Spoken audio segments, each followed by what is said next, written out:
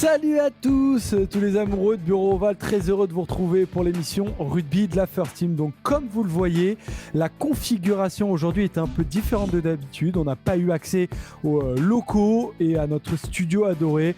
Donc malheureusement, on ne va pas pouvoir se voir aujourd'hui, mais Dieu merci, la technologie a créé quelque chose d'exceptionnel qui est la visio, et on a mis en place un petit setup qui fait qu'on va pouvoir discuter rugby, qui va pouvoir nous permettre de discuter de France-Écosse, qui est, on le rappelle, le prochain match du tournoi à destination dimanche à 16h.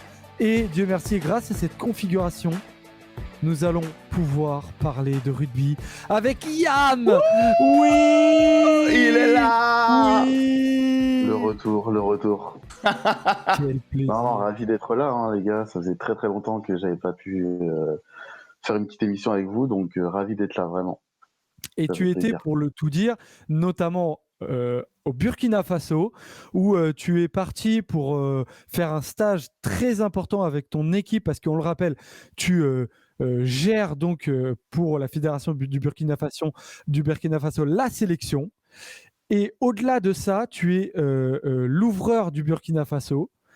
Et donc, va se profiler une échéance très importante, parce que le Burkina Faso veut tenter d'ici quelques années de participer à la Coupe du Monde.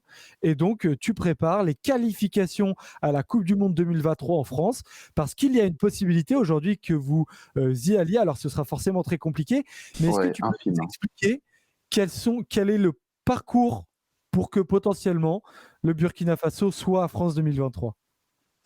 Ben ouais, en fait, déjà depuis novembre maintenant, on est affilié à World Rugby, donc on est reconnu en tant que fédération de membres. Félicitations, c'est énorme ça. Ça c'est magnifique. Déjà en termes de paliers à valider, que ce soit administratif, logistique ou même du coup sportif, beaucoup de choses qui avaient été mises en place pour se structurer, etc. Donc ça évolue vraiment bien et le projet il avance, donc ça c'est vraiment très cool. Après, il y a beaucoup de bénévoles, même locaux, qui font un travail exceptionnel, donc faut leur rendre hommage. Et puis, donc, si on revient à l'aspect sportif, donc là, on a plein d'échéances qui nous sont ouvertes, du coup, du fait de cette affiliation, et notamment les qualifications pour la Coupe du Monde 2023. Alors, c'est un chemin de croix. On a déjà des matchs de barrage qui nous permettent d'arriver à un tournoi de qualification africain. Donc, ce sera normalement contre l'île Maurice fin avril. Si on gagne ce match, donc du coup, on fait le Final Four avec d'autres gagnants du match de barrage. À l'issue de ça, si on gagne, on fait donc le tournoi final avec les 11 autres pays africains, style la Namibie, le Sénégal, Côte d'Ivoire, l'Ouganda, etc. La Côte d'Ivoire, par exemple, l'Algérie. Et donc, de ces 12 pays qualifiés pour ce tournoi de barrage africain, seule une place va à la Coupe du Monde. Et la place, elle tombe dans quelle poule ?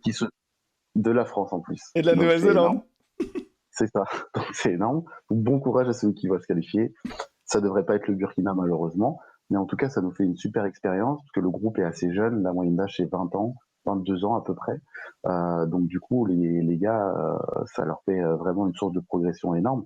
Et donc nous on vise plutôt une maturité de 2028-2030. Mais donc du coup voilà, c'est des challenges, des voyages et des choses humaines vraiment très fortes. Donc pour ça c'est très cool quoi.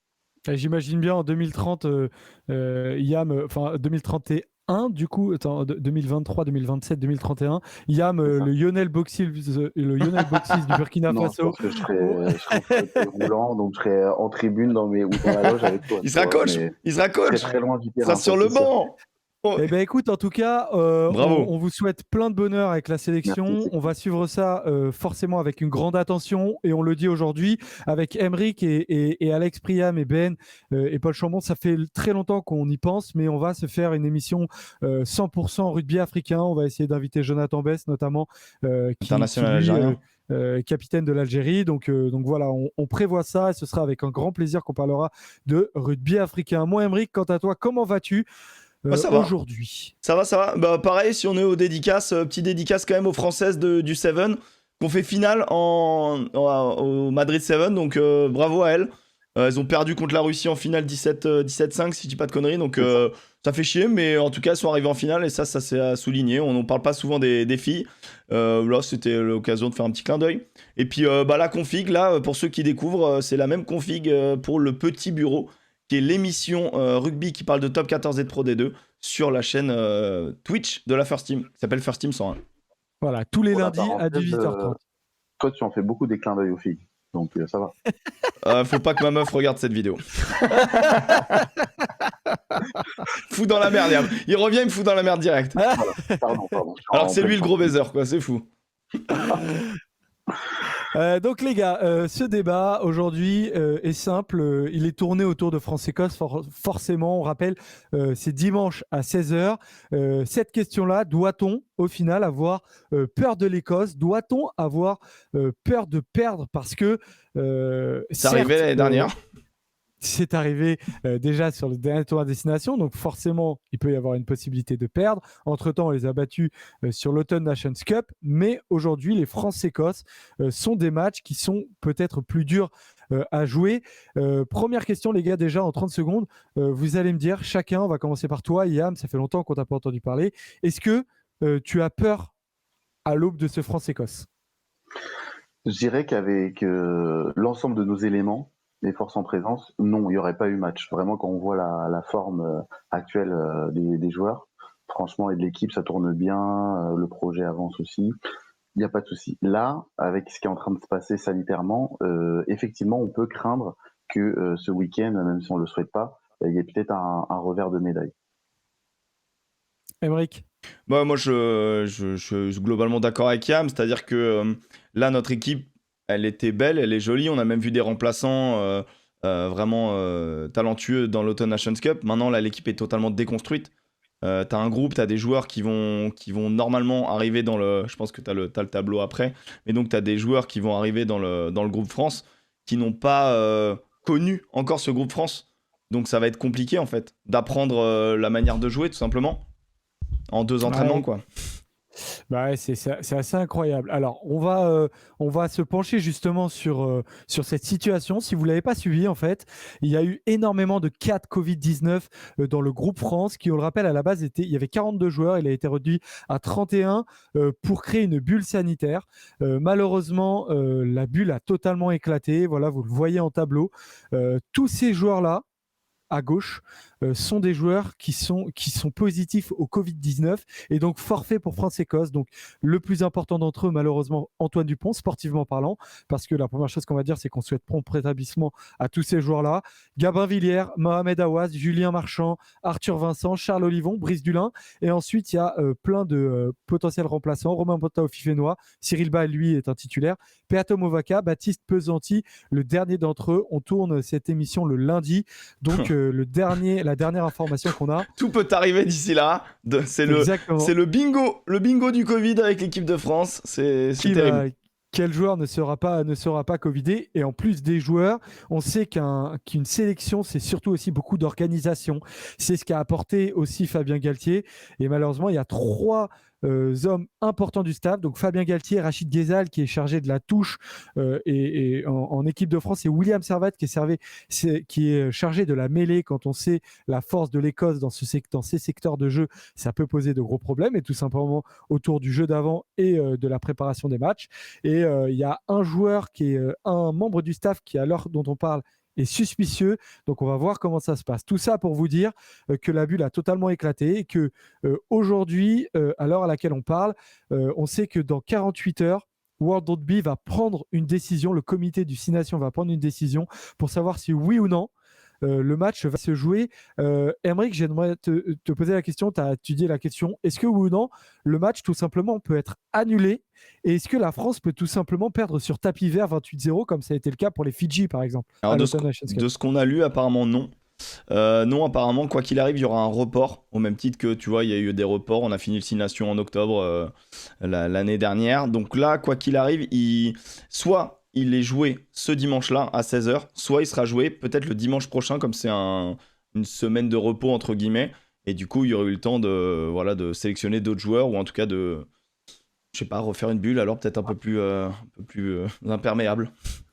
Ouais, parce que sur Sud Radio, notamment, Alex Priam a eu l'occasion d'interroger un infectiologue qui disait que Faut changer aujourd'hui, tout le monde. le 15 de France et Marcoussis est un véritable cluster et il faut appeler 31 nouveaux joueurs. Donc ce sera toute la question d'ici les prochains Oui, jours. parce Mais qu'en on le gros, répète, si t'as un cas, si t'as un cas de Covid, tous les autres joueurs techniquement sont cas contact, donc devraient être mis à l'isolement.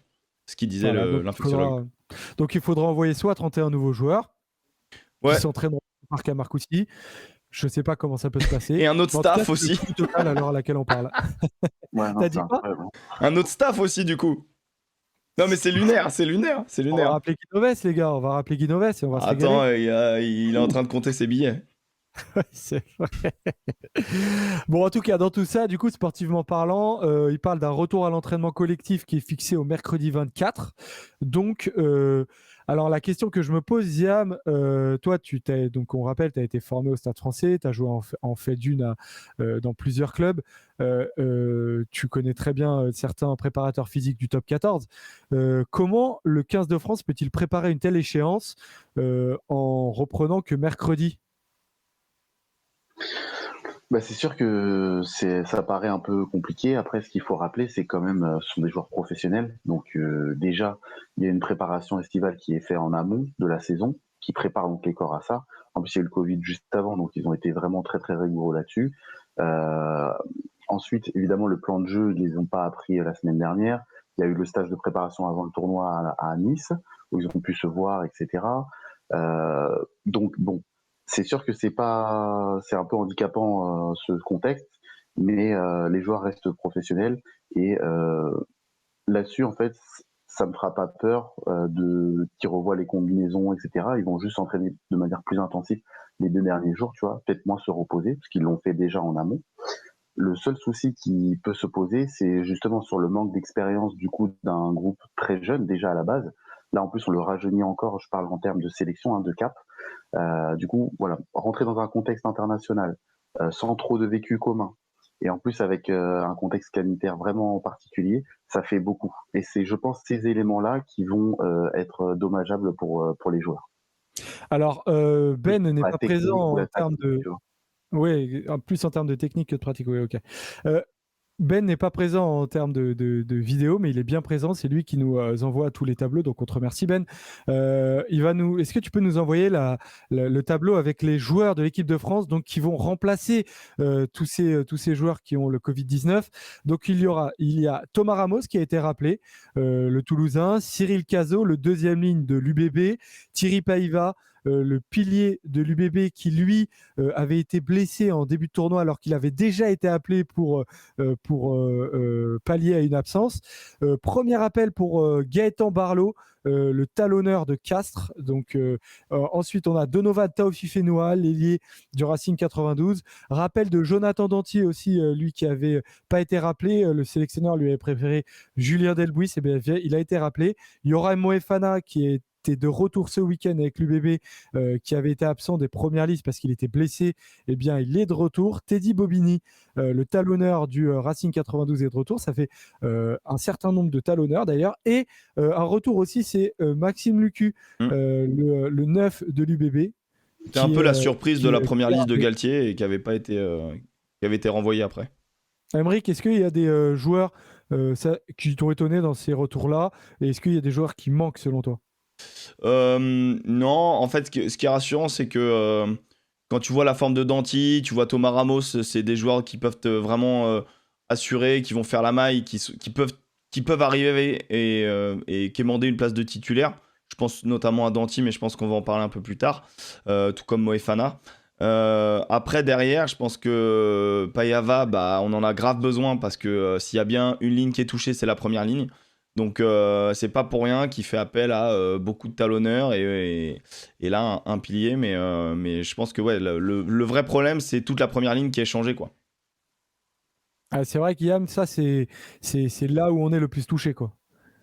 C'est clair. Et puis quand on sait déjà la complexité d'avoir une première ligne performante, si en plus tous les cadres et les titulaires en puissance sortent, bah, c'est compliqué. Là, on pourrait même, il y a beaucoup de remplaçants qui sont aussi covidés.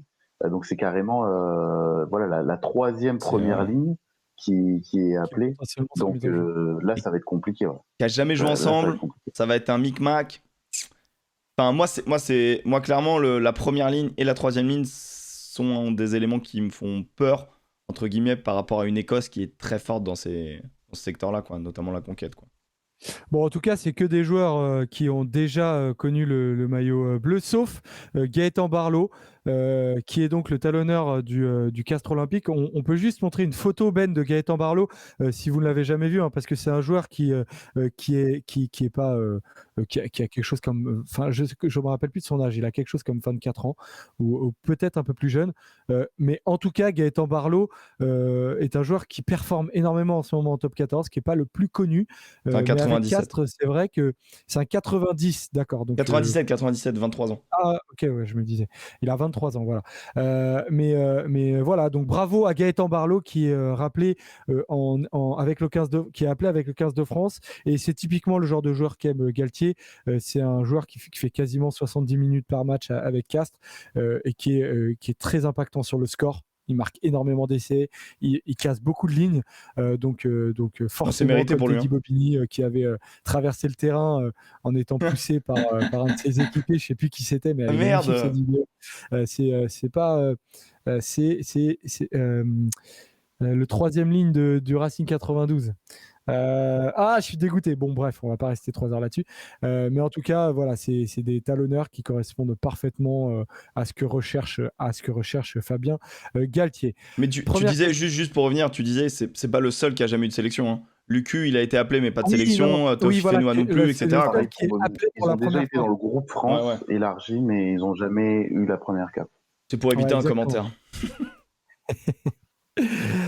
Donc, du coup, ces absents-là, première question que j'ai envie de vous poser. Yam, comment jouer sans Antoine Dupont? Yam, il a tellement une réponse instantanée. On peut utiliser d'autres joueurs qui sont aussi très très bons. J'en donne un comme ça au hasard, Sébastien Pessy par exemple. Non, c'est sûr que les autres profils de joueurs sont complètement différents, mais qui ne sont pas forcément Aymeric. Donc des profils de joueurs complètement différents, ça c'est sûr, mais qui amènent aussi autre chose. Donc il va falloir évidemment peut-être réinventer le plan de jeu, en tout cas le mettre au service de ces joueurs-là, parce que évidemment ils ne pourront pas faire ce que Antoine Dupont fait. Par contre, ils ont d'autres qualités qui sont tout aussi pertinentes. Donc c'est plutôt sur le plan de jeu qu'il va falloir s'adapter, parce que là il y a d'autres joueurs qui rentrent, notamment un Baptiste Serin par exemple qui est beaucoup plus gestionnaire, ou un Sébastien Bézi qui est beaucoup plus éjecteur et collectif qu'un Antoine Dupont qui pouvait breaker ou casser les lignes un peu plus individuellement. Aymeric? Moi, je suis tout à fait d'accord. Je pense que on en parlait un peu entre nous avant. Il n'y a pas non plus un... Antoine Dupont fait partie des meilleurs joueurs du monde, donc forcément, on a l'impression de perdre Zinedine Zidane.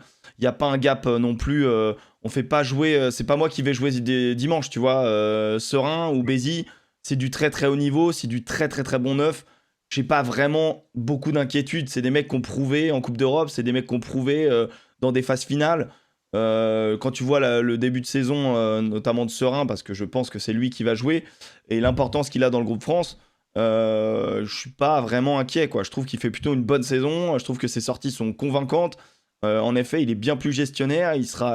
Il est filou. Il fera moins, c'est sûr. Je sais pas comment dire. Il sera moins dans l'œil du spectateur. Mais t'inquiète pas qu'il va faire briller autour de lui, j'en suis intimement convaincu, et il a du vice, il a de la qualité. On se rappelle notamment de son entrée contre l'Angleterre, je crois, où il joue une pénalité vite, il t'a pas suivi et il va se marquer un essai tout seul, hein, tu vois. Donc il est capable. Oui. Est-ce que vous pensez que Baptiste Serin sera capitaine du 15 de France? Moi, je pense que ça se joue entre lui et peut-être Ficou, mais peut-être qu'ils vont vouloir dissocier le côté capitaine de défense et capitaine, mais honnêtement, c'est les deux qui parlent dans le groupe. Tu sais, il y a beaucoup de vidéos, il y a une énorme communication maintenant avec le 15 de France. Tu vois vraiment les offs, et notamment, t'as l'entraînement du capitaine, mais avant, t'as la vidéo qui est présentée souvent par Dupont et Serin. Enfin, j'ai vu 2-3 images où c'est Dupont et Serin qui présentent des choses. Donc, qui font des exposés à leurs copains, genre, méfiance sur... Okay, ça, c'est ouf, ça. T'avais une vidéo notamment de Serin et Dupont qui présentaient Gibson Park contre l'Irlande. En disant, lui, attention. Et on voit justement un peu en off Vas-y, excuse-moi. Non, vas-y, c'est bon, j'ai globalement fini ce que je voulais dire. Mais pour rejoindre ce que tu disais, il y avait aussi par exemple Greg Aldrit qui, quand les gars étaient regroupés en cercle, prenait aussi beaucoup la parole, prenait aussi beaucoup le lead. Et apparemment, de ce que j'ai cru entendre, à La Rochelle, il est en train de devenir un des leaders de jeu. Ça se voit aussi sur le terrain parce que, par exemple, quelqu'un comme Victor Vito, qui n'est pas non plus perdre de l'année, est en train de s'effacer progressivement pour lui laisser la place. Donc ça se fait de manière très très intelligente par John O'Goods. Et du coup, il est déjà en club en train de prendre ce leadership. Et je crois que c'est tout naturellement qu'on est en train de le pousser aussi vers ça en équipe de France. Ça peut être une Donc, possibilité, aussi ouais. une pièce, pourquoi pas par Greg Aldrit. Est-ce que ça lui mettrait pas trop etc. Donc, même s'il n'a pas 54, il a quand même déjà un vécu et tout. Donc, il est installé en tant que 8. Légitime aussi, quoi. Quand tu es installé en tant que 8 de l'équipe de France, c'est aussi un poste à responsabilité. Donc maintenant, moi j'ai peur que, entre guillemets, ça va être le rescapé de cette ligne titulaire de flanqueur. Est-ce que c'est pas lui rajouter une pression supplémentaire? Après, il a sans doute les épaules, tu vois. Donc au final, à ce niveau-là. Il a l'air, en tout cas, l'air, parce que c'est quelqu'un qu'on peut difficilement aussi remettre en cause. Il est très très bon depuis 2-3 ans maintenant, quasiment indéboulonnable. Donc voilà, un capitaine aussi, on le met parce qu'on sait que c'est un titulaire indiscutable. Pour l'instant, Aldrit prouve en tout cas ça. Il y aura en gros un choix à faire entre ces hommes-là dont on a parlé, donc Aldrit, Fickou, Serein, et il peut y avoir un dernier homme qui peut être évocable, c'est Bernard Leroux. Dites-nous dans les commentaires qui, selon vous, de ces 4 hommes peut être capitaine du 15 de France, qui serait votre capitaine et qui va l'être, selon vous, va être choisi par Fabien Galtier. C'est une des vraies questions. Pourquoi tu rigoles, Aymeric? Parce qu'un capitaine qui prend des jaunes et un capitaine seconde barre, c'est compliqué, je trouve. Même s'il y a des exemples, Halloween Jones par exemple. Mais, un peu moins lucide peut-être. Mais ouais, t'es moins lucide, tu ferrailles tout le temps, c'est compliqué. Johnson aussi, Nallet, Papé, il y a eu des grands. Non, il y en a eu, c'est pour ça qu'en le disant, j'ai des contre-exemples, mais le rouge, je sais pas, je le sens moins lucide, tu vois. Genre, laissons-le ferrailler. Je le vois moins parler anglais avec l'arbitre tout de suite. Vous savez que quand il prend le carton jaune, là, serait le meilleur pour le faire. Oui, c'est ce que j'ai dire. Pour lui, aucun problème au final. Ouais, c'est vrai. Mais quand il prend le carton jaune pour le croche-pied, là, qui met le croche-pied incroyable, mais il revient et vous savez qu'il le refait. Il essaie de le refaire. Oui, j'ai vu, il en remet un sur le 9. Non, mais attends. Il en remet un sur le 9. Et beaucoup moins bien fait d'ailleurs. Ouais, raté mais complètement raté. Non, mais tu vois, c'est là où moi j'estime que Leroux soit destructeur, mec. Soit dans la mine, tu vas nous régaler. Mais capitaine, après, je suis pas sûr. Richie Mako aurait pas été le dernier pour faire un truc comme ça, mais voilà. Ouais, à la limite, mais il se faisait pas griller. Voilà. Je mets, et ça me fait mal, mais je mets quand même un petit peu Richie Mako en termes de QI rugby, un petit peu au-dessus de Leroux, personnellement. C'est vrai. Rien, mais un petit peu au-dessus. Donc du coup, forcément, ça va être une des premières pour certains joueurs. Premier homme dont j'ai envie de savoir votre choix en fait, avec qui vous allez associer Gaël Fickou, qui sera donc titulaire en 12 ou en 13, mais est-ce que vous allez plutôt mettre Jonathan Danty, Pierre-Louis Barassi ou Yoram Moefana, Aymeric? Tu commences par moi. C'est dur. En fait, on en a parlé avant, et moi je pensais Moefana s'il est en rythme. S'il est en rythme, moi je vois bien Moefana Fickou. Mais il a joué que 20 minutes, il revient de blessure, et l'association au Stade Français, s'il y a un truc qui fonctionne, on est d'accord que c'est Danty Fickou depuis le début de l'année. Et après, quand il pense, par rapport aux mecs qui sont appelés le plus souvent, c'est un peu injuste pour Barassi, quoi. Qui est un pur 13, mais qui mériterait, mais bon, bah... Voilà. Donc, franchement, là, je laisse Galtier décider. Moi, en fait, c'est simple. Si Moefana est en forme, je mets Moefana. Voilà. C'est ça ma décision. Yam. Moi, je mettrais Danty parce que tu parlais d'hommes en forme. S'il y en a bien un qui est en forme et qui casse des bouches en ce moment en top 14, c'est bien Jonathan Danty. Et évidemment, sa complémentarité avec Gaël Fickou n'est plus à prouver. Et puis, ça nous fait un profil complètement différent. Quelqu'un de vraiment percutant. Moi, je me souviens de son essai contre l'Italie lors du l'Autumn Nations Cup. Du dernier tournoi. Voilà, exactement. Où il y a 10 mètres de la ligne, on le lancé, tracteur, il va marquer tout seul. Voilà, quand ça va mal, peut-être, tu vois, en mêlée, on va subir. parce que justement on a une première ligne un peu inexpérimentée. Ouais. Il faudra vite sortir la balle Il faudra vite aller regagner le terrain avec quelqu'un de performant. Ouais. Exactement. Bon bah là on envoie Joe et puis on est tranquille. C'est Joe carrément. Le ballon, il va avancer et voilà. Donc quelqu'un comme ça peut nous rassurer, tu vois, parce qu'il va être dans l'avancée systématique et c'est cool. Surtout après excuse-moi, mais Moefana il avance. Hein. Non, on est d'accord. Mais je pense qu'on a l'assurance tout risque. Oui. La logique voudrait cette complémentarité de club, surtout quand tu as besoin de retrouver extrêmement vite des automatismes. Et de profil aussi, parce qu'on a un Ficou qui est un peu plus longiligne, un peu plus coureur aussi sur l'extérieur. Ouais. Même si après, suivant les combinaisons, les courses s'inversent, il n'y a plus de numéro dans le dos. Là, on a vraiment 2 profils différents, mais qui sont complémentaires. Ça va être une des vraies questions. En fait, on va découvrir le choix de Fabien Galtier. Franchement, je suis incapable de dire qui sera titulaire entre Danty et Barassi plutôt, parce que Yoram Moefana, je pense, manque clairement de rythme. Mais je suis d'accord avec toi, Aymeric, qu'à terme, ce sera lui qui sera. Pour moi, c'est le numéro 3 derrière Vakatawa Ficou, et c'est le numéro 3 mais clairement. À terme, mais demain, mais pour dimanche, je pense que ce sera Danty ou Barassi. Bamba, Antonio ou Aldeguerri, du coup, à droite pour pallier au forfait de Momo Aouassiam. Alors pareil, vu mon expérience des mêlées, je ne sais pas si je suis le plus grand des spécialistes. Pareil. T'inquiète, on va t'aider. Tu t'es déjà retrouvé quand même dans des groupes de 8 bien serrés. Bamba qui revient ce week-end. C'est pas non plus l'assurance qu'ils sont en rythme. Je crois qu'il a fait un bon match avec Lyon ce week-end. Hein. Non, mais il est revenu depuis 2 matchs, Demba. Il a joué contre le Racing et il a joué contre Toulouse. Il a fait 70 minutes, je crois. Non, il a fait un peu moins. Il a fait une 60aine de minutes. Mais il avait l'air bien. Hein. Mais il a l'air bien, donc voilà. Et puis dans le projet, c'est celui qui est dans le plus ancien. Tu vois, il a fait la Coupe du Monde aussi, etc. Donc j'aurais tendance à le privilégier lui. Après, c'est vrai qu'on a quelqu'un comme Aldeguerri, c'est un autre profil. Mais sur tout ce qui est mêlée, phase de conquête, voilà, il est très bon. Il se déplace moins, il prend moins de ballons, mais il est meilleur aussi potentiellement en mêlée. Donc à voir aussi si Galtier voudra se rassurer avec un pack vraiment dense et du coup sûr sur les phases de conquête.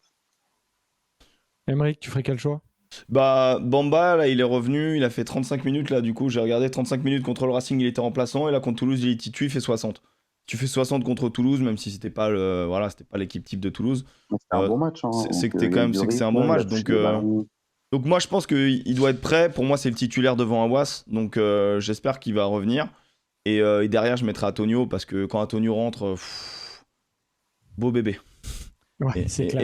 Et puis, il est très propre. Il a perdu en poids, il a gagné en mobilité du coup depuis le début de la saison. Antonio, je pense qu'on peut difficilement lui trouver des noises, quoi. Je sais pas si c'est le bon terme, on peut difficilement le critiquer, quoi. Enfin, pour l'énerver, Uni Antonio, faut y aller quand même. En interne, c'est vraiment quelqu'un. Faut être courageux, quoi. Et courageux aussi. Mais bon. Ensuite, une bonne mutuelle. Et puis les dents, les yeux, tout, quoi, mec, parce que. De rechange, ouais. Colingard et Bourgarit devraient être titulaires, étant donné que Colingard serait en balance avec Thierry Paiva, qui lui aussi revient de blessure, hein, comme Yoram Moefana. Il a fait son premier match avec l'UBB depuis un moment.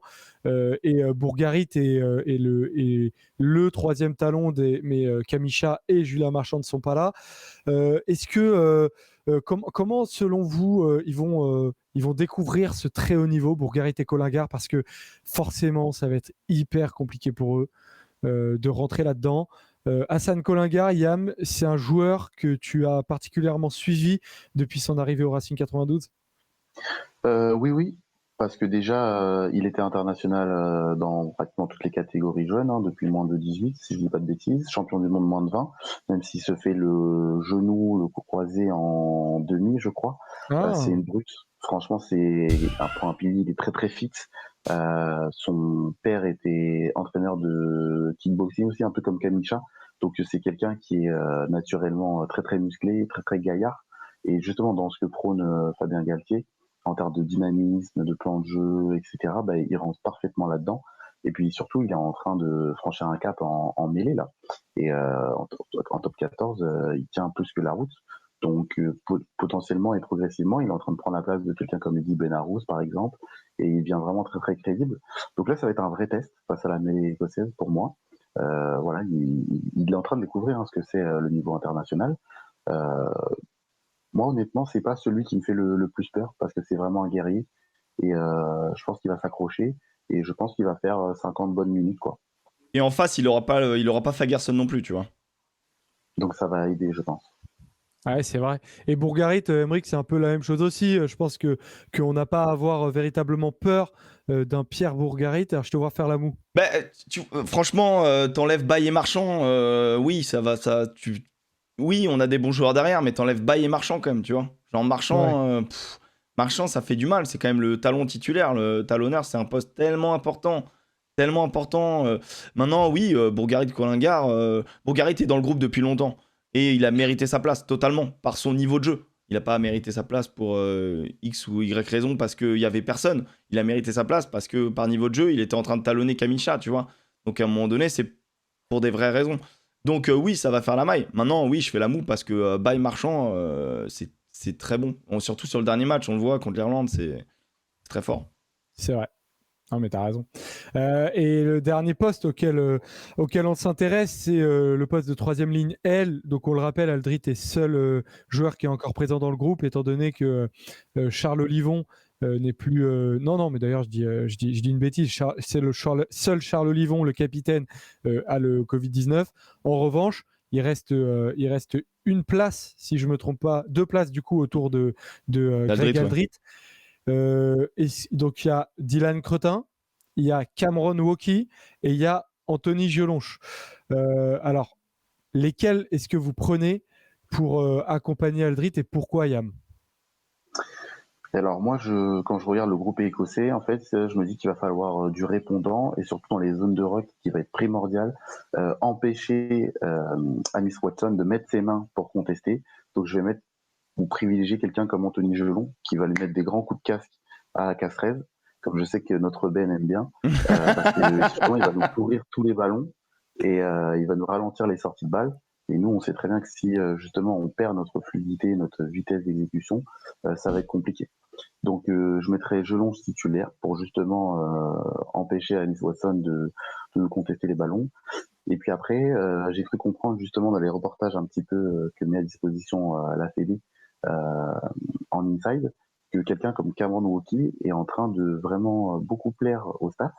Il a été récompensé, alors je ne sais pas la raison, mais je crois que c'était son investissement tout au long de la préparation. Donc pourquoi pas mettre un Cameron Wauquiez, ce qui nous permettrait aussi d'avoir quelqu'un d'aérien, tout ce qui touche. Mais bon, on sait qu'on a un spécialiste de ça qui est Dylan Cretin, donc du coup, à voir. J'avoue que pour le poste de numéro 7, je sais pas trop encore. En tout cas, je pense que Gelon sera un partant certain. Moi, je te rejoins totalement là-dessus, sans aucun souci. On a besoin de Gelon. Ce pourquoi il avait été sélectionné contre l'Irlande prend tout son sens contre l'Écosse, à savoir que quand l'intensité augmente, il augmente en performance. Même si c'est vrai que contre l'Irlande, il a été un peu critiqué, tu vois, parce que on aurait aimé qu'il abatte un peu plus, qu'il gratte un peu plus, qu'il apporte un peu plus, même s'il a des stats tout à fait corrects. Mais voilà, moi je pense que Gelon, ça s'impose. Et derrière, moi je pensais Cretin dans la continuité, tu vois. Tu vois, il nous a. C'est vrai. Après, on a un Wauquiez qui est là depuis le début aussi. Hein. Ouais, mais qui a pas été là, tu vois. Genre, Autumn Nations Cup, c'est Cretin. Cretin prend vraiment le pas. Dans les sélections, t'as vraiment le choix entre Cretin et Wauquiez. Et Galtier a fait confiance à Cretin plusieurs fois. Et je sens qu'il est dans la continuité. Maintenant, je trouve qu'il nous a manqué, tu sais, au début, voilà, quand t'as que Olivon qui saute en touche. Là, clairement, tu vois, il y aura que Cretin ou que Wauquiez. Presque. Tu vois, en termes de sauteur, tu fais sauter qui? Parce que Gelon, c'est pas. Il peut, mais il y aura Bernard Legault, je pense. Mais l'option numéro 1, ce sera forcément ce numéro 7, je pense. Ouais, ce sera soit Wauquiez, soit Cretin. C'est très important de mettre quelqu'un de sûr. Et j'ai l'impression que Cretin est un peu plus dans ce style-là, en tout cas. Parce qu'en plus, il a eu Rachid Ghezal qui était son coach ouais. de la touche. Donc il y a une complémentarité aussi, on en parlait, c'est important. C'est peut-être là où il a de l'avance. Hein. Je sais que Cameron Wauquiez a été capitaine de touche sur les 2 derniers matchs qu'il a joué à l'Autumn Nations Cup. Et pour le coup, Je pense qu'il sera quand même sur le banc. Oui, c'est sûr. Je te rejoins un peu, mais Cretin, Gelon sera le choix. Mais je ne mettrai pas ma main à couper qu'ils ne mettent pas Cameron Hockey quand même en titulaire. On va voir. Ça va être une des vraies questions. On va attendre la compo avec un peu. C'est choix de riche un peu parce que les deux sont très Ouais, forts ouf, et de dans ouf. la forme du moment, Woki il est monstrueux, Cretin, qu'est-ce que tu veux lui dire? Enfin, tu vois, là c'est choix de riche. Ouais, C'est ce exactement. qu'on disait. Il y a beaucoup de gens qui sont mis de côté à cause du Covid, etc. Mais franchement, quand on voit le réservoir, ce qui nous a manqué il y a quelques années, là aujourd'hui, franchement, c'est exceptionnel. Hein. Ouais, c'est ouf. Woki, Cretin, Et puis tu dis que Jonathan Macalou est pas Danty, là, tu dis que Barassi, Fischer est pas là, tu dis que. Enfin, tu vois. Bézi, Serein, enfin ça va quoi. Ouais, Tu ouais. peux voyager quoi. On t'a pas entendu, Aymeric, tu disais quoi? Ah, pardon. Non, je disais que, en plus, tu vois, typiquement pour la troisième ligne, t'as Macalou qui est pas là, t'as Fischer qui est pas là, enfin, tu vois, t'as encore du réservoir, tu peux encore aller chercher des gars, tu vois. C'est vrai. On s'intéresse à l'Écosse. Ben, est-ce que tu peux balancer la liste de l'Écosse qui est tombée? Du coup, Gregor Townsend, le sélectionneur écossais, a donné sa liste. Comme quoi, l'Écosse se prépare normalement pour ce match-là, même s'il y a du Covid-19 du côté du 15 de France. Cette liste-là, énormément de noms voilà, que vous pouvez voir. Stuart Hogg, le capitaine notamment, est présent. Énormément de noms connus, notamment Johnny Gray, qui est le dernier joueur des avants sur la colonne, la première colonne que vous voyez. Cette liste-là, à retenir, le plus important, on va dire, c'est l'absence de Cameron Redpath.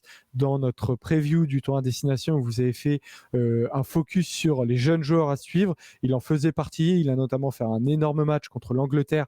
C'est un jeune centre qui était sélectionné dans les sélections jeunes de l'Angleterre, qui a finalement choisi l'Écosse. C'est son premier tour à destination. Il avait été très fort. Il s'est blessé malheureusement et il ne sera pas là quoi qu'il en soit contre la France parce que il est encore blessé et donc il va retourner avec son club. En revanche, il y a 3 retours importants. C'est le retour d'Adam Hastings, qui était l'ouvreur titulaire de l'Écosse au tour à destination 2020, quand Finn Russell s'était embrouillé avec Gregor Townsend. Donc Adam Hastings est là. Retour aussi de Jamie Ritchie, le flanqueur qui avait été là sur le premier match du Six Nations, mais pas sur le deuxième. Donc là sur la victoire, pas là sur la défaite. Et pareil pour Sean Maitland qui fait son retour, qui n'avait été pas là et qui était blessé et qui donc fait son retour. Aymeric, déjà, l'absence de Cameron Redpath, selon toi, c'est un vrai problème pour l'Écosse. l'Écosse. Pour nous, pas. Non, moi je trouve que c'est vraiment un joueur qui est en train d'exploser, qui est encore trop méconnu. Moi, franchement, c'était l'un des dynamiteurs contre l'Angleterre. C'est celui qui a fait plus mal à l'équipe d'Angleterre. C'est un futur très très grand et c'est un facteur X, je trouve. Il met énormément d'inconnus dans sa manière de jouer. Donc c'est un centre qui joue 12 à la Farrell en 5/8e, 2e 10. Et l'Écosse joue comme ça maintenant. Et donc du coup, il est très important, je pense, et à l'avenir, il va être très important. Mais je sais que Yam aime beaucoup son remplaçant. D'ailleurs, attends, je vais te couper, Yann, parce qu'on s'était dit qu'on parlerait un peu plus des individualités après. Mais je voulais vous parler de l'Écosse plus globalement. Pourquoi est-ce que l'Écosse a gagné contre l'Angleterre, puis a perdu contre le Pays de Galles, Yann? Qu'est-ce que tu as retenu de leur premier match? Mais déjà, exploit monumental contre les Anglais et il n'y a rien à dire pour le coup. Adversité, vraiment, ils ont fait railler dans tous les rucks, ils ont été monstrueux en défense. C'était vraiment impressionnant, surtout que c'était en Angleterre en plus. Et puis, grosse déception contre le Pays de Galles, parce que du coup, ils menaient bien leur barque, on peut le dire. Il y a eu un carton rouge en début de deuxième mi-temps. Et puis à 14, on le voit qu'ils ont lâché physiquement, j'ai trouvé. Donc il y a un vrai problème à ce niveau-là. Est-ce que c'est parce qu'il manque de rythme? Est-ce que c'est parce qu'il y a un souci dans la préparation? Mais du coup, ils ont complètement baissé d'intensité. Et au niveau international, c'est pas possible. Et donc ils l'ont payé cash. Et ils peuvent s'en mordre les doigts parce qu'ils étaient à domicile. Ils auraient pu venir chez nous avec 2 victoires et être en position vraiment de faire le grand chelem et en tout cas être un réel prétendant. Bon bah là, du coup, on sait pas trop les jauger. Mais ça restera un sérieux adversaire et candidat. Mais en tout cas, ils m'ont déçu sur le deuxième match contre le Pays de Galles. Aymeric? Moi, je les ai trouvés. En fait, ils ont du mental, mais c'est vrai que physiquement, je pense que l'apport du banc Ça reste un petit, comment dire, un petit, j'allais dire cheptel, c'est pas le bon terme, mais un petit réservoir. Ça reste un petit réservoir à l'Écosse, même si là, ils arrivent à nous sortir quand même des pépites de partout en naturalisant des Sudaf et autres. Mais ça reste quand même un petit réservoir. Et tu vois au niveau du banc que l'apport du banc est pas encore monstrueux. Cependant, contre le Pays de Galles, ils sont à 14. Et je me rappelle que sur l'essai de Hogg, le Pays de Galles était repassé devant. Ils ont eu le mental de reprendre le ballon, reposer le ballon, proposer du jeu. Et c'est une équipe qui est hyper agréable à voir parce que c'est ce qu'on aime dans le rugby. Ça ferraille fort devant. C'est très bon en conquête. Et ça envoie du game derrière avec des Stuart Hogg notamment, des Finn Russell, des Van der Merwe et autres, quoi. Et en plus, on voit le calendrier de l'Écosse. Donc, avec cette victoire en Angleterre, cette défaite contre le Pays de Galles, ce déplacement en France est d'autant plus important que derrière, l'Écosse aura 2 matchs à domicile. Donc, en vérité, s'ils arrivent à choper ce match-là, ils peuvent gagner le tournoi. Ils peuvent gagner le tournoi. Ça peut être totalement historique. Donc, on imagine la motivation des Écossais au Stade de France dimanche. Ça va être un match incroyable. Est-ce qu'on peut se concentrer sur les forces, notamment de cette Écosse? 2 matchs joués. Yam, quels sont les joueurs qui véritablement font cette force de l'Écosse aujourd'hui et ce renouveau? Mais il y en a quelques-uns et en fait, ils sont à des postes clés. Et c'est ça qui est très important pour moi. Tu as donc le frère Gray, qui est depuis quelques années maintenant indéboulonnable et très très fort. Son passage en plus en club à Exeter, il a quitté Glasgow, il est allé à Exeter, il est champion d'Europe en titre. Et Exeter, ça rigole vraiment pas, parce qu'il a encore plus progressé. Parce que les Anglais, on peut dire ce qu'on veut, mais en termes de préparation et de QI rugby, c'est quand même assez solide. Tu as Hamish Watson, qui est vraiment le nouveau David Pocock européen, qui gratte tous les ballons. À chaque fois qu'il est dans un ruck, c'est fini. Il se fait beaucoup pénaliser quand même. Hein. 2 ou 3 secondes. Ouais, mais parce qu'il est toujours à la limite. Mais en tout cas, quand il est pas loin du ruck, le ballon il sort vraiment lentement et ta défense elle peut se replacer. Et donc ça c'est fondamental. Puis les nouvelles règles favorisent ça. Donc il est super important dans le système. Donc lui il va vraiment falloir le couper parce que sinon ça va être compliqué. Après ils ont un super 10. Hein. C'est notre ami du Racing. Quand il branche le cerveau et que les fusibles sont enclenchés, il n'y a pas de souci, Finn Russell. Bon, ça peut arriver que des fois, il y a un peu d'intermittence, mais quand en tout cas, ça fonctionne, il est exceptionnel. Il est régulier en plus au pied. Il y a le capitaine maintenant à l'arrière, c'est l'assurance tout-terrain, Stuart Hogg. Ça commence à être vraiment pas mal du tout, l'Écosse. Ouais, vraiment. Bah ouais. Avec une belle charnière. Comme je le disais, ils ont un très bon deuxième ligne sauteur en touche, un troisième qui gratte les ballons, un bon 10 animateur.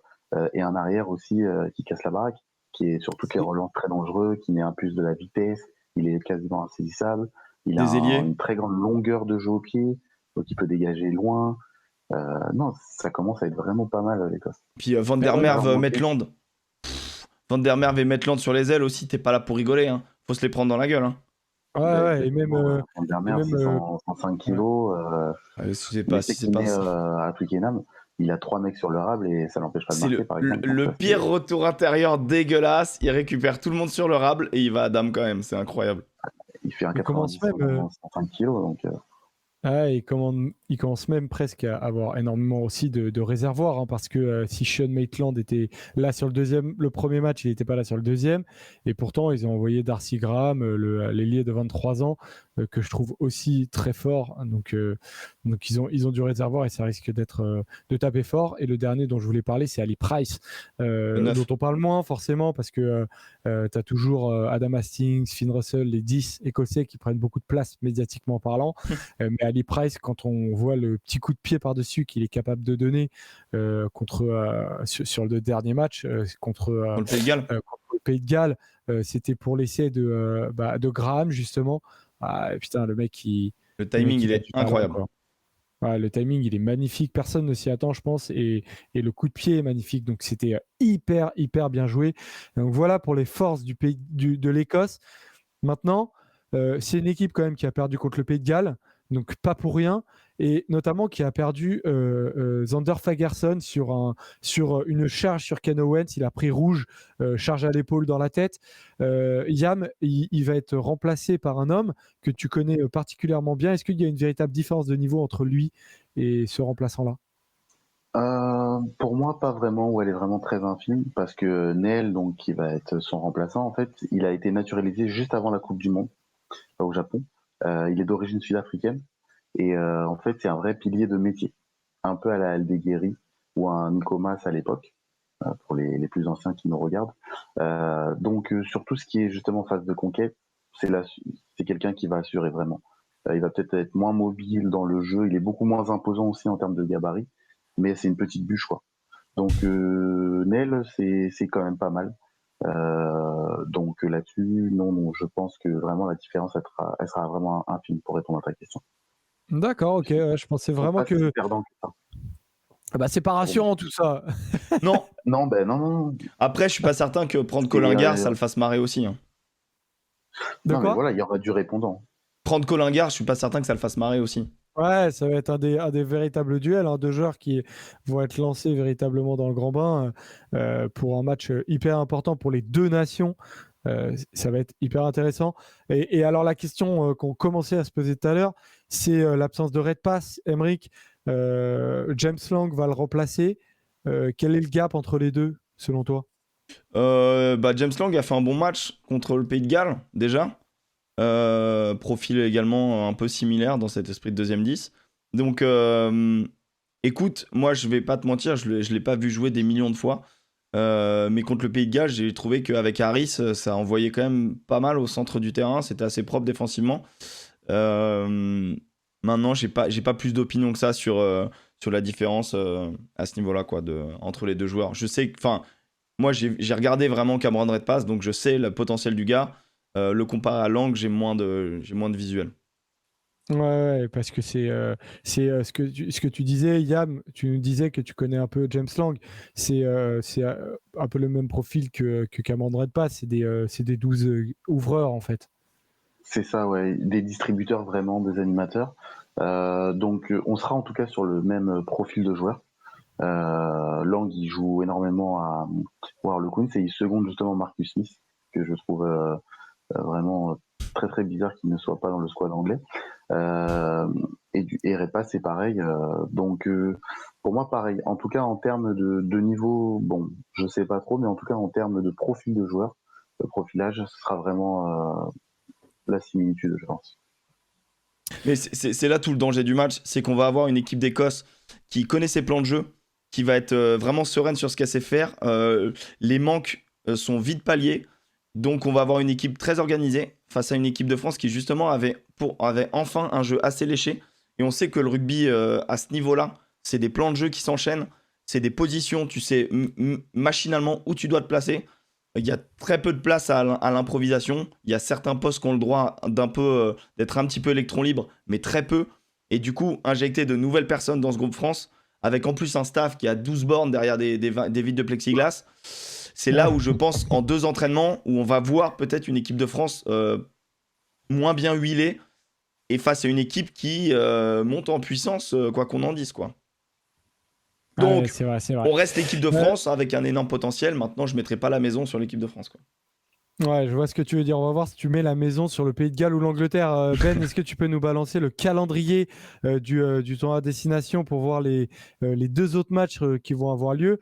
2 autres matchs, donc il va y avoir Italie-Irlande, notamment samedi, et il va y avoir aussi un Pays de Galles, Angleterre, samedi à 17h45. C'est de ce deuxième match dont on parle ensemble. 2 victoires pour le Pays de Galles. Une défaite pour l'Angleterre à domicile contre l'Écosse, une victoire ensuite en Italie. Yam, l'Angleterre, est-ce qu'elle t'a rassuré contre l'Italie? Mais pas vraiment, tu vois. Déjà en termes de score, ça a été vraiment compliqué. Les Italiens se sont accrochés les 20-25 premières minutes en les mettant vraiment en difficulté. C'est qu'après, avec l'expérience et puis la différence de niveau quand même, que ça s'est fait. Mais l'Angleterre, je la trouve vraiment très très poussive là. Et Jones, il est dans le collimateur de plusieurs anciens joueurs et médias. Donc il y a une espèce de pression négative qui est en train de s'abattre sur le 15 de la Rose. C'est pas pour nous déplaire, mais en tout cas, eux, c'est compliqué à gérer, je pense, en ce moment. Pour moi, en fait, les cadres, ils sont pas assez remis en question par l'apport de jeunes joueurs. Je pense à, par exemple, Nico Nicolas en 8, qui, pour moi, est trop installé dans un fauteuil, ou par exemple, Jamie George au talon, ou même, par exemple, quelqu'un comme Farrell. Pas forcément le mettre sur le banc, mais en tout cas, peut remettre peut-être un coup de semence parce que il se croit un peu trop arrivé, les garçons. Un coup de semence, c'est certain. C'est Mais certain de vouloir mettre des coups de ton semence. expression là. Un coup de semence. C'est semence, je crois. Mais un coup de semence, c'est bien aussi, hein. Attendez, C'est semence, hein. C'est semence, pas semence. Mais tu as le droit de mettre un coup de semence à qui tu veux, mec. Mais c'est ce que je voulais dire. Excusez-moi. Moi, je retiendrai de cette émission que Yam, il veut mettre un coup de semence à Farrell. Et ça me dégoûte. Ça me dégoûte. Ah putain, je sais même plus où on en est là. Non, mais, Brick, du coup. Non, mais il a raison. De toute manière, c'est le jeu anglais. Et c'est pas comme s'ils avaient pas les joueurs. Quand tu parles de Marcus Smith, quand tu parles. On a fait un focus sur Randall. Ils ont une charnière qui pourrait être explosive, destructrice, joueuse. Enfin, destructrice dans le sens foot vraiment un mal de tête aux défenses. Ils ont des joueurs. Ils ont un 8 exceptionnel, que t'aimes beaucoup, Joseph. Ils ont énormément de bons joueurs. Ils pourraient faire vraiment, comme nous, genre mettre presque une équipe B qui serait plus monstrueuse que la une. Et ils le font pas. Ils restent dans leur jeu stérile, dans leur jeu qui commence à être extrêmement lisible et avec des joueurs qui chiant, surtout. Qui est chiant à mourir. Les coups de pied de comment dire de merde. De Ford ou de Daly. D'occupation. Ouais, les coups de pied d'occupation, merci. Voilà, aller jouer chez eux, les mettre en danger, faire des coups de pied hauts pour récupérer, pour ensuite récupérer une touche un peu plus proche de nous, etc. Et puis face à une équipe qui donc n'est plus en jambes parce que bah quand t'es cadre, quand t'as 5-6 cadres qui jouent au Saracens et qui du coup ne jouent pas avant le 6 mars, bon bah ils ont 2 matchs dans l'année, donc forcément c'est plus compliqué, t'as pas le niveau international, t'as pas le rythme international, et bah ça se voit au niveau, ça se voit. Ouais, c'est de la folie. Et alors, est-ce que vous préférez Andy Farrell ou George Ford en 10? L'un l'a été sur le premier match, Farrell l'a été sur le Andy Farrell l'a été sur le deuxième. J'ai dit Andy Farrell. Moi franchement, moi je veux bien voir Andy Farrell en 10 sur ce match. Allez, on met Andy Farrell, ça me va très bien. Je vais m'énerver pendant les matchs. Non, est-ce que vous préférez Farrell ou Ford, vous enfin, je sais pas lequel de vous deux a une préférence. Moi, je peux jamais dire que je préfère Farrell, donc je vais dire Ford. Non, mais en fait, c'est leur jeu de mettre Ford Farrell, en fait.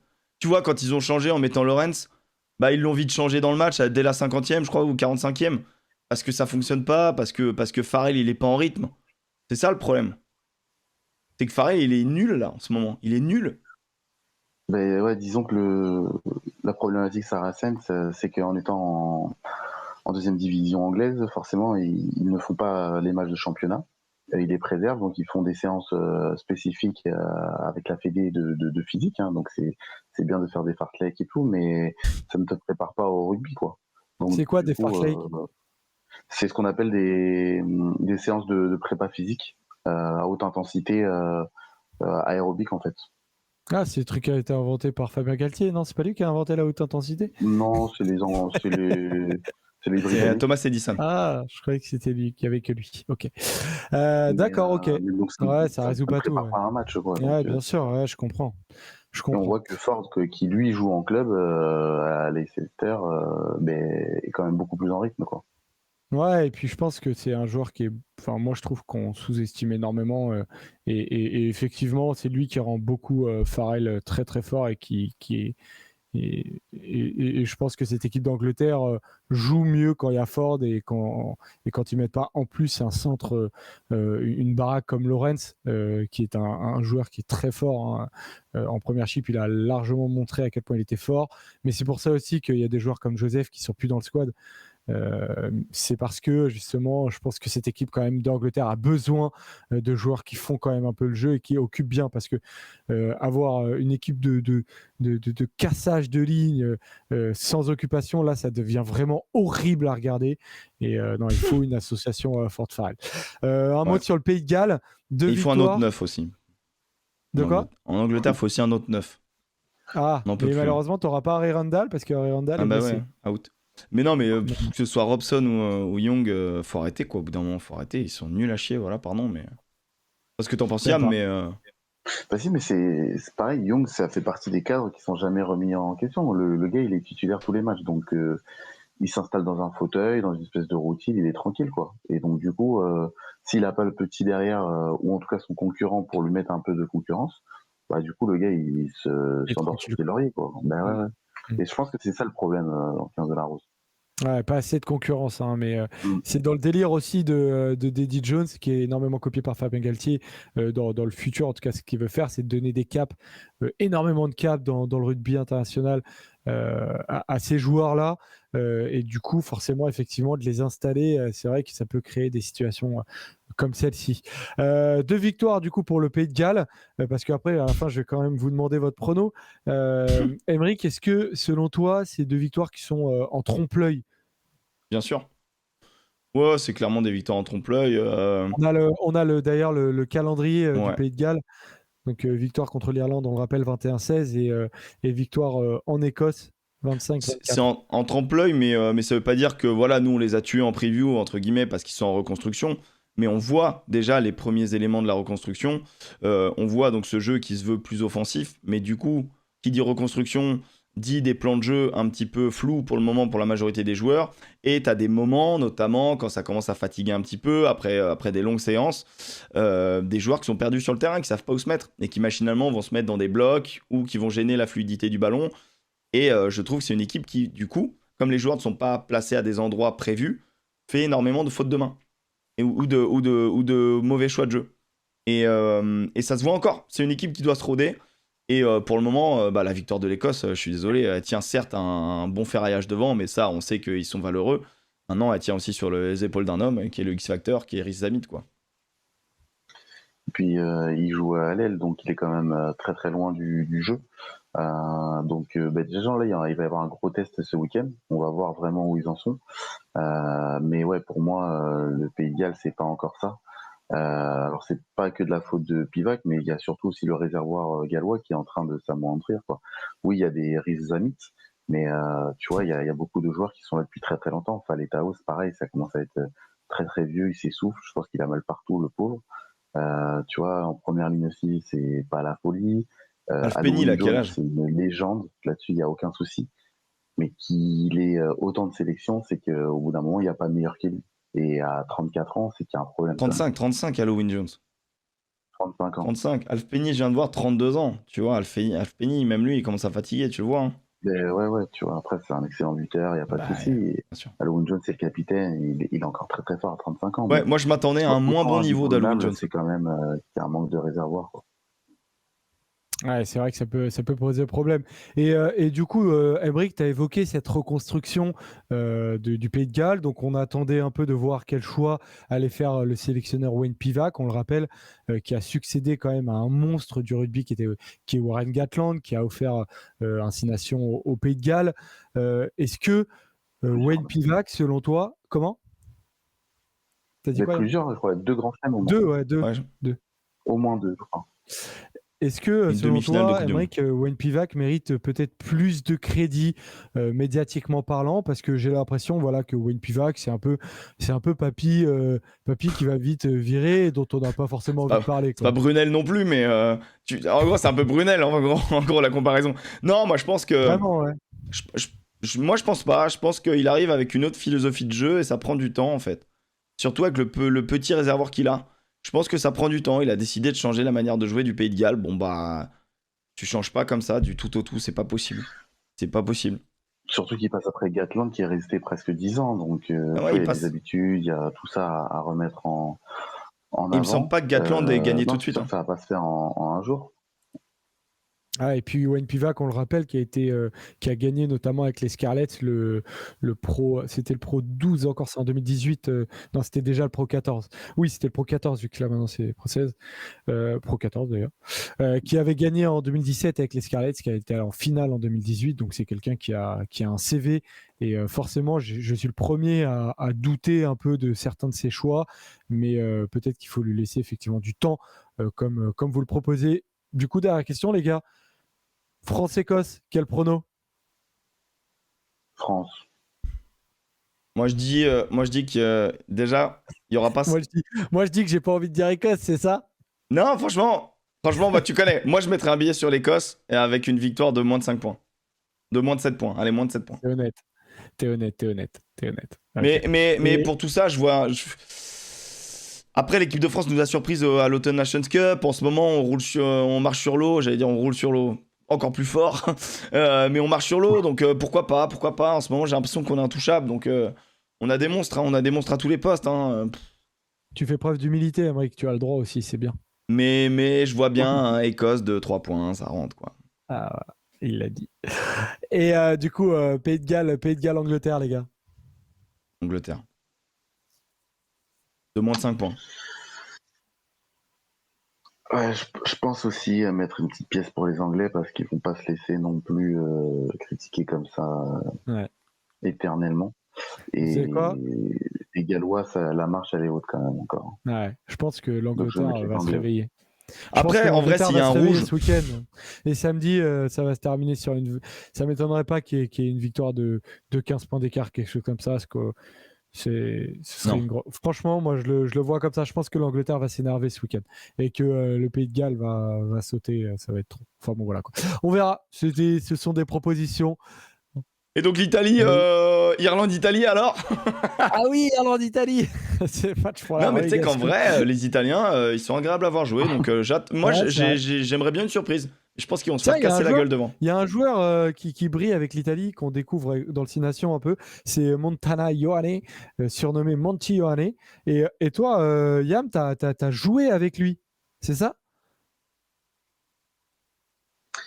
Ben ouais, en espoir au Stade Français à l'époque, il était venu dans les bagages de son cousin Digby Ioane, très très grand ailier de l'équipe d'Australie. Grand fêtard, très très grand fêtard, Digby Ioane. Mais j'ai fait énormément de soirées avec pas mal d'autres coéquipiers du désespoir, avec les Ioane, ouais. Évidemment, désespoir. Et c'est peut-être là que t'as raté ta carrière pro, du coup.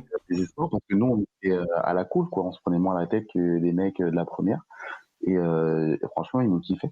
Et ouais, on est encore en contact. Je l'ai félicité d'ailleurs pour sa première cape cet hiver, en novembre et tout. Et non, il se plaît beaucoup en Italie. Il est installé. Il vient d'avoir son deuxième enfant. Voilà, c'est un Européen maintenant, quoi. Et puis il a mis un essai. Il a mis un très joli essai contre l'Angleterre. Ouais, et même contre la France, il marque un bel essai. Bon, il a juste à conclure, mais bon, il est refusé. Non, il est en calme, il est en calme, c'est sûr. Ouais, ça se voit. Non, c'est un athlète comme son cousin, très très puissant. Il a les forces et rapidité, des appuis aussi. Donc non, c'est des très beaux athlètes et des très bons joueurs de rugby évidemment. Donc c'est toujours agréable de les voir jouer. Et puis en plus quand on les a côtoyés un peu, c'est vraiment des bons gars, donc ça fait plaisir. Ouais, ça se voit, c'est cool d'avoir en fait des joueurs, je trouve, pour terminer l'émission, dire voilà que c'est cool d'avoir des joueurs qui ont envie de jouer pour l'Italie, qui ont le smile quand ils jouent pour l'Italie et qui vont pas à l'abattoir en fait. Et Monty Ioane, c'est ça que je vois quand je le vois sous le maillot italien. C'est un mec qui a envie d'apporter à l'Italie et en fait ça fait plaisir. Et je me dis ok, bah c'est pas la grimace tout le temps pour l'Italie. Donc il y a quand même 4-5 pépites en Italie. Ouais, c'est clair. Mais ça fait partie de cette jeune génération. Le petit neuf aussi, là, le Varney neuf est pas mal, je trouve. Varney, Garbisi, ouais. C'est vrai que c'est des joueurs qui, voilà, ils ont envie et c'est cool. C'est peut-être un des tournois qui donne le plus d'espoir pour le rugby italien depuis un bon moment, alors qu'ils prennent tôle sur tôle. Donc à voir ce week-end contre l'Irlande, on ne sait jamais. Face à une équipe qui resterait un peu le jeu, je sais pas. Je miserais pas forcément sur une victoire de l'Italie, mais pas du tout. Mais voilà, défaite. Tu peux, vas-y, mec. On va pas faire ça. Défaite par 15 points d'écart, pourquoi pas, on sait jamais. Voilà. 15 points, c'est pas mal, hein. Bah voilà, c'est pour ça. Bon, voilà, on termine l'émission. Juste, je voudrais faire un petit coucou à Alex Le Guenec, qui a remporté notre concours Instagram pour gagner le maillot du RC Toulon. Alors Alex, tu vas le recevoir très bientôt. Sachez qu'il va y avoir un nouveau concours pour gagner l'autre maillot, du coup toujours du RC Toulon. Et plus globalement, on te fait un coucou à toi, on te souhaite bon courage parce que Alex est étudiant et il nous a raconté un peu sa situation. Et franchement, ça nous a un peu touché. Donc on sait que vous êtes beaucoup d'étudiants à nous suivre. La situation en ce moment est hyper compliquée pour vous. Donc si on peut vous apporter par nos émissions un peu de distraction, si le 15 de France en gagnant peut vous apporter de la distraction, et ben on est hyper heureux parce qu'on sait à quel point c'est le moment, voilà, être étudiant, c'est le moment où on s'amuse, où on kiffe, on sort, on voit les potes.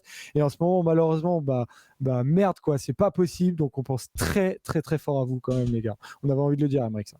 Ouais, le message, tu nous l'as envoyé et c'est clair qu'il était touchant. Donc écoute, poto, lâche pas. Et puis, on travaille jamais pour rien dans la vie. Donc continue de bosser, accroche-toi et tu verras, on va s'en sortir tous. Donc ça ira. Exactement, voilà, moi, Aymeric, sur ce petit message. Toi. Ouais, voilà. Nous, en tout cas, cette émission du coup YouTube va être dispo forcément toute la semaine sur la chaîne First Team Sport. On rappelle que tous les lundis, 18h30, il y a aussi le petit bureau. On parle de Top 14 et on se rejoint lundi prochain pour le débrief de France-Écosse. Tous ensemble, l'émission sera en ligne le lundi vers midi. À lundi prochain. Ciao, ciao. Ciao les potos!